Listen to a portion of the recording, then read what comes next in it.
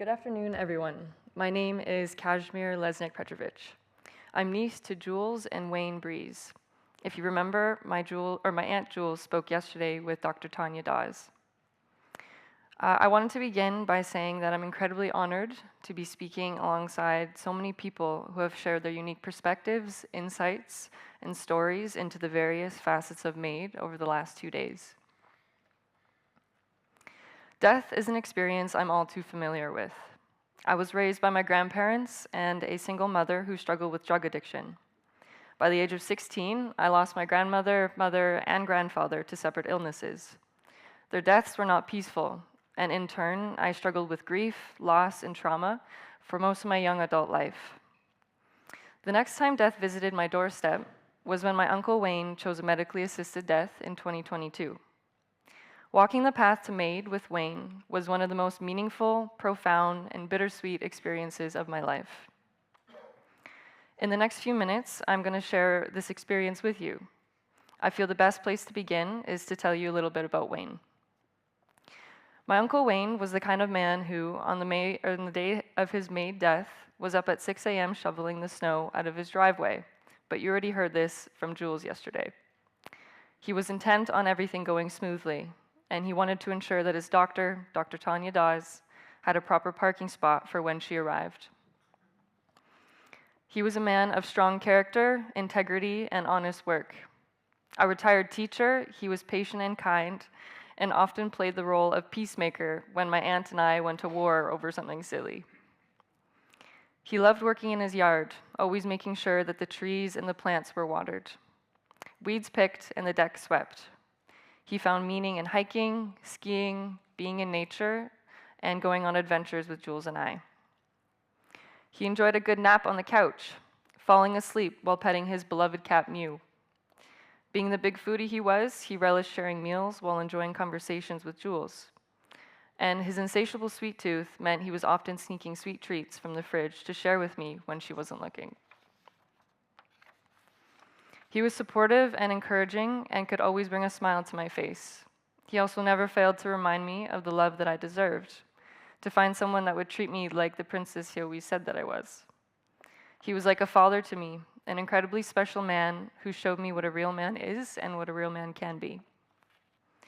From the beginning of Wayne's Alzheimer's diagnosis, I understood and supported Wayne's choice for MAiD.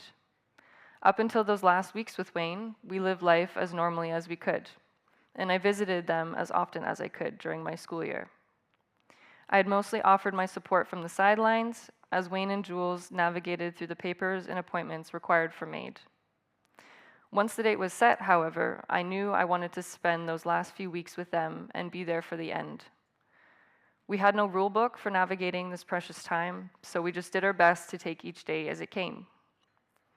In the end, Jules and I realized that those days were made special due to the simple fact that we were together, doing the things we had always done. Setting the date for MAiD brought Wayne peace, which he explained was like a physical weight lifted off of his shoulders. There was no longer any fear of missing out on MAiD, fear of prolonged suffering, nor fear of losing his autonomy. This created quality time as we cherished the time that he had left. We savored hot chocolates at the local cafe. We walked to our favorite bench that looked out over the Salish Sea in Qualicum Beach, BC. We enjoyed home-cooked meals together and also ate out at our favorite burger joint, where I remember Wayne's final burger of his life being bigger than his head. For the final Christmas I had with Wayne, I bought him a gingerbread train-making set as a gag gift. It sounds silly, but Wayne was fascinated by big boy toys, as you might say, including trucks, big rigs, ferries, and trains. He reveled in their engineering. But when I found out that his date had been set, building a gingerbread train just didn't seem like an activity someone approaching death would really want to do. Jules suggested giving it to the kids down the street instead.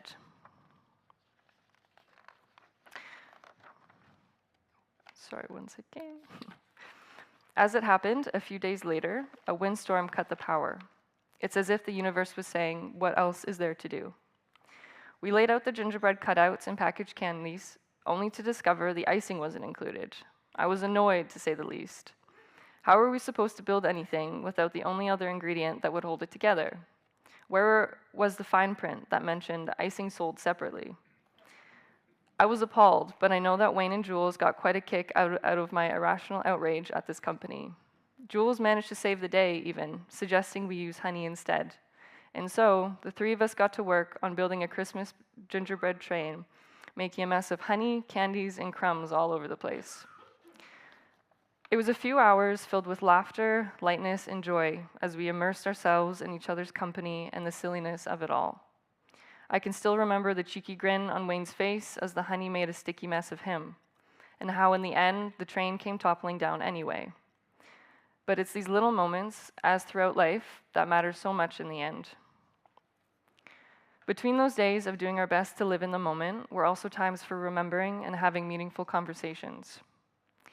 I made Wayne a photo album called Our Treasured Tales, The Three Musketeers, depicting adventures and memories we made together since I met them in 2016.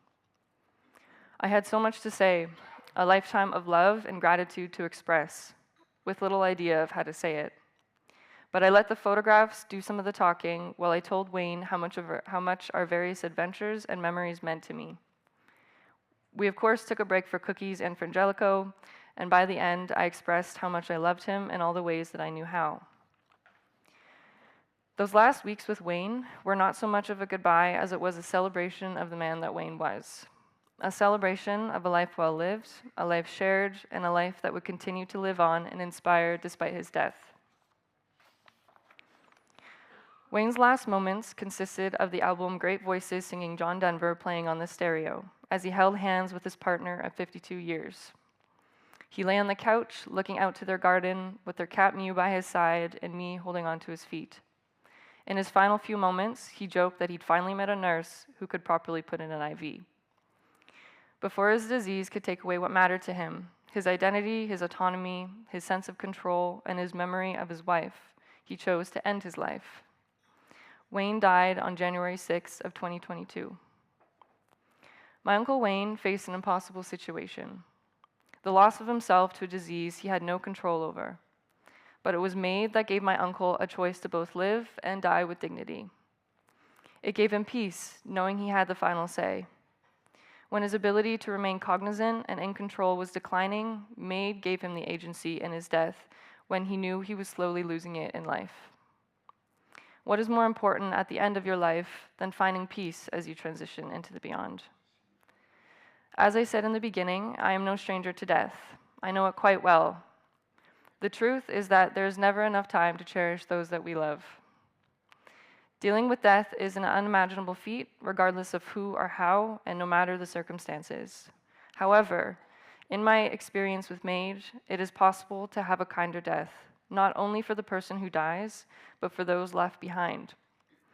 MAiD offers many surprising gifts. There's so much peace found in knowing that he died on his terms and in remembering how we celebrated him and his life. MAiD offered the gift of being present, to live in every moment because we knew they'd be the last. And MAiD softened the impact of grief while opening the door to healing and acceptance. Death was no longer something terrible that happened to me as it had been in the past. Rather, facing death with Wayne was one of the greatest privileges of my life. Although strange to say, so much life can come from embracing death. In reflecting on Wayne's end of life, I'm so incredibly grateful. Wayne had the gold standard when it came to medically assisted death. I think it's safe to say that so did his family, Jules and I, as we were able to support and navigate that journey with him in all the ways that we needed to. But I need to state the obvious. The differences between his story and the powerful stories of those that can't access MAiD, as have been shared over the last 2 days, are evident. We were the lucky ones, but a kinder death shouldn't be about luck. There shouldn't have to be another battle fought when those seeking MAiD are already warring with their disease. In the story of his life and his death, Wayne is my role model.